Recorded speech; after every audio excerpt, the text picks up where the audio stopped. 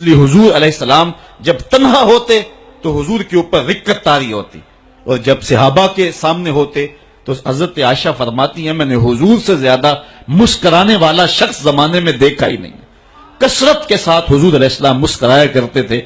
حضرت عبداللہ ابن مسعود رضی اللہ تعالیٰ عنہ سے ایک روایت سنیے، وہ فرماتے ہیں کہ ایک دن حضور تشریف فرما تھے اور کوئی شخص آیا تو اس نے اچانک جب حضور کو دیکھا تو اس کا بدن تھر تھر کانپنے لگا۔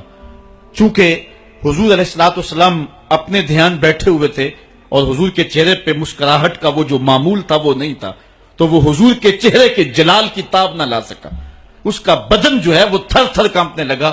تب حضور نے اس کی جانب دیکھا اور حضور علیہ السلام مسکرائے اور آقا کریم علیہ السلام نے فرمایا حون علیک، کہا سکون کرو نہ کانپو، میں کوئی بادشاہ تھوڑا ہوں۔ اور پھر حضور نے فرمایا میں تو قریش کی اس عورت کا بیٹا ہوں جو سوکھے ہوئے گوشت کو چبا چبا کے کھایا کرتی تھی، اور اس طرح حضور نے اس کی ہیبت کو اس کے اوپر جو طاری ہو گئی تھی دور کر دیا۔ تو کثرت کے ساتھ مسکرا کر کے آقا کریم علیہ السلام لوگوں کو فیض رسانی کے لیے جو ہے وہ آسانی پیدا فرماتے، اور اگر حضور مسکراتے نہ تو کوئی تاب ہی نہ لا سکتا۔ جب کبھی ایسا ہوتا حضور غصے میں ہوتے تو کسی کے اندر ہمت نہ ہوتی کہ حضور کے چہرے کی طرف دیکھ سکے۔ حضور کے دو ابروؤں کے درمیان ایک رگ تھی جسے رگ ہاشمیت اعلی حضرت نے کہا ہے، جب غصے میں آتے تو وہ پھڑکتی اور کسی کے اندر ہمت نہ ہوتی کہ حضور کے چہرے کے جلال کو دیکھ سکے۔ ایک صحابی کہتے ایک دن حضور منبر پہ جلوہ فراز ہوئے، حضور نے فرمایا والذی نفسی بیدہ، مجھے قسم ہے اس رب کی جس کے قبضے میں میری جان ہے۔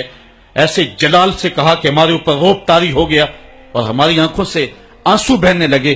پھر حضور نے یہ لفظ دوسری مرتبہ کہا والذی نفسی بیدہ، مجھے قسم ہے اس رب کی جس کے قبضے میں میری جان ہے۔ تو صحابہ کہتے ہمارے اوپر اتنا روب اور ہیبت طاری ہوئی کہ ہم ایک دوسرے سے ٹکرانے لگے۔ تو حضور نے پھر تیسری مرتبہ کہا تو پھر ہمیں اپنی ہوش نہ رہی۔